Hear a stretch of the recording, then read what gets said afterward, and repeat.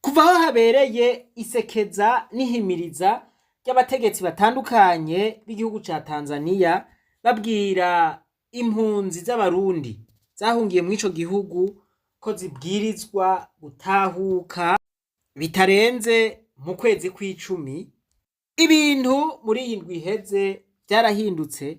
Ishirahamwe HCR rijejwe ivy'impunzi muri Tanzania ryaravuze yuko impunzi z'abarundi zohumura ko zitazotahukanwa ku nguvu. Hagati aho reka subire ndabibutse amajambo yavugwa n'abo bategetsi ba Tanzania. Twari twabibabwiye mu rugendo rw'993.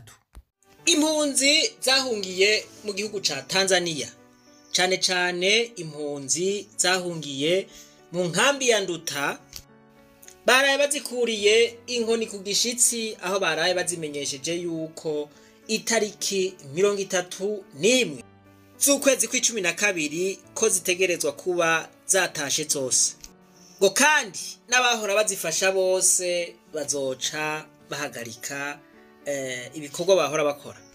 Ariko rero izi mpunzi zikaba nazo nyene zitakiriye neza ubwo butumwa, ngo kuko ico zahunze kikiriho, ngo kanatsinda n'abandi bariko barahunga. Reka twumve ivyavugiwe muri iyo nama n'urongoye intara ya Kigoma.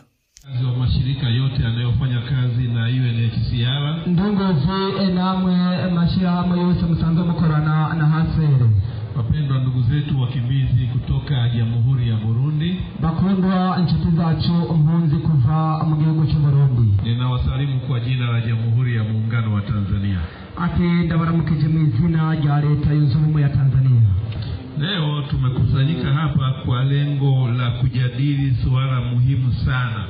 Ati uno mutwegeraniye ngaha kugira ngo tuyage ku kibazo ngirakamaro cyane, Suala ambalo lina athari kubwa kwa maisha yetu na mustakabali wetu. aho rero icyo kibazo tuza kuyaga ko gifite ingaruka mbi cyangwa gifite inyungu ku buzima bwacu. Suala la kurejea nyumbani kwetu Burundi. Ni kibazo rero cyo guhunguka dusubira mu gihugu cyacu cy'u Burundi. Na hatua hii ya uhamasishaji ndio ambayo mmeambiwa na vitu vitakavyoambatana Ati rero uamuzi wenu wa kurejea nyumbani kwenye kipindi hiki cha uhamasishaji. ati rero intambwe rero yo guhimiriza, ati bababwiye n'ibintu bizojana navyo muri kino gihe cy'ihimiriza.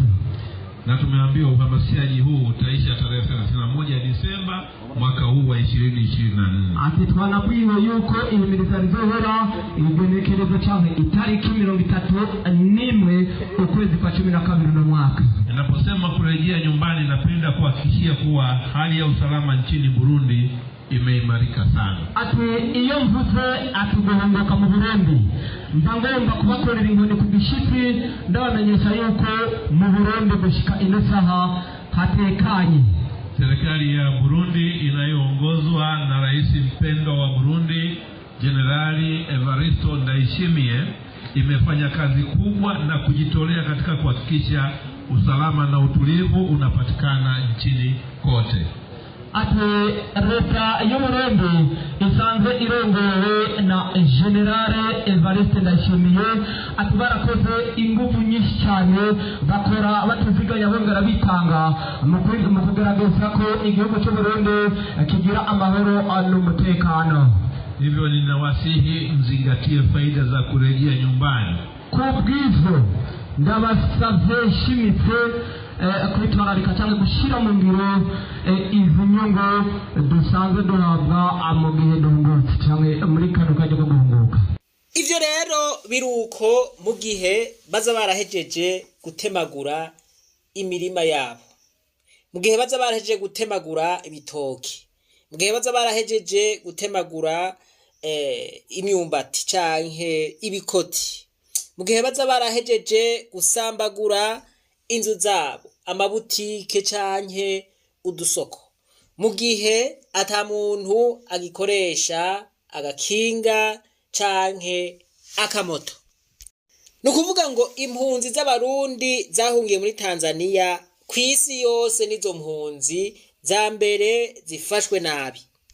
Aho umuntu rero yoca yiyumvira ati ni kubera iki impunzi z'abarundi zahungiye muri Tanzania zifatwa nabi gusumbya izindi mpunzi zose zo ku isi?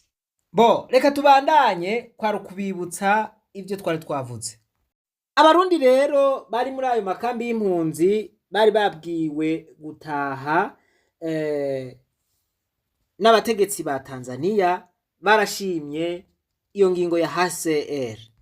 N'abategetsi ba Tanzania baremeje yuko ata muntu azotahukanwa ku nguvu. Ariko ku rundi ruhande abaharanira agateka k'impunzi bo babona yuko Tanzania iguma ikora ibishoboka vyose kugira ngo abarundi bahungiyeyo bate bomoke, naho itoba ibivuze mu majambo. Aha barerekana ukuntu batemegwa imirima, ukuntu basamburirwa udusoko bategerezwa gukoreramwo kugira ngo biyungunganye, ukuntu bataja gusenya, ukuntu batashobora kurenga ikambi ngo baje guca gahera. Inyuma y'imvugo z'urutavanako z'abategetsi batandukanye ba Tanzania zijanye nuko bazokugara amakambi ari mu impunzi z'abarundi bakagira ko bakazirukana mu mpera z'umwaka, ishirahamwe HCR riheruka kumenyesha ko izo mpunzi zitazokwirukanwa. Igisata ca ONU kijejwe impunzi HCR giheruka kumenyesha ko caganiriye n'abategetsi b'igihugu ca Tanzania inyuma y'amakuru yavuga ko ico gihugu kizokwirukana impunzi Barundi kikugara n'amakambi barimwo. Mwitangazo ryo ku munsi wa gatatu, igisata c'ishirahamwe mpuzamakungu ONU kijejwe impunzi HCR kivuga ko abategetsi ba Tanzania bacemereye ko batazokwirukana impunzi, ko n'amakambi batazoyugara. Byinshi mu biri muri iryo tangazo tubibwirwa na Dani Claire Iratwumva. Ishirahamwe HCR rivuga ko rishimira cyane leta ya Tanzania kubona yaremeye ko izobandanya yakira impunzi z'abarundi ikongera ikiginyisho yotorera ingorane impunzi zimwe zimwe zifise zo gukingirwa zizibuze gutahuka mu Burundi. Ivyo vyanditswe mu itangazo ry'ico gisata ca ONU kijejwe impunzi ryo kwa 2022 Rusamu uyu mwaka. Muri iryo tangazo HCR rivuga kandi ko izobandanya ikorana na leta ya Tanzania mu gufasha impunzi hamwe no korohereza impunzi zafashe ingingo ku bushake bwazo yo gutahuka mu gihugu mu mutekano ntangere.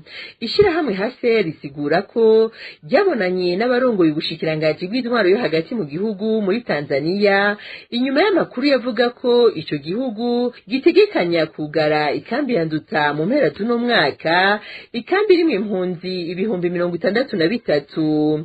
Ku bw'ayo makuru nyene yaciye mu binyamakuru byo muri Tanzania nk'uko HCR bandanye bivuga, ibikorwa byo gufasha impunzi bizohagarikwa kugira ngo impunzi zibone ko atayindi nzira zisigaranye atari gutahuka mu Burundi. Igisata ca ONU kijejwe impunzi HCR kivuga kandi ko ayo makuru yavuga ko leta ya Tanzania itegekanya kwaka impunzi z'abarundi uburenganzira bwo kwitwa impunzi. Ishirahamwe HCR ribandanya risaba uburyo bw'amafaranga bwo gufasha izo mpunzi. HCR igasigura ko gushika mu kwezi kwa kane uyu mwaka w'ibihumbi 2024 yari imaze kuronka 13% gusa by'amafaranga angana miliyoni 118 z'amadolari zikeneye ku mwaka kugira ngo rifashe impunzi muri Tanzania. Kuri mikro ya bagenzi bacu ba Radio Inzamba, umuvugizi w'urunani rw'amashirahamwe y'abaharanira agateka kazina muntu baba mu makambi y'impunzi CBDH Vicar Jean Bosco Vyizigiro avuga ko atizeye ibiheruka gushikirizwa na HCR. Tukijumba ryari ryaduhaye icyizere yuko ivyo twagiye twerekana harimo n'ayandi mashirahamwe ahane agatakaza na muntu byabagezeko kandi bagize ico babikorako, ariko mukanya nta kurume rumara nyuma y'itangazo twabonye ibikorwa byo gutema imirima, ibikorwa isoni, bikorwa ntibyari bisanzwe, bikorwa n'ababikorana kare. Muti none ubundi hase mwayisaba iki? Ico tuyisaba kiroroshe, ni hagarare mu nshingano zayo.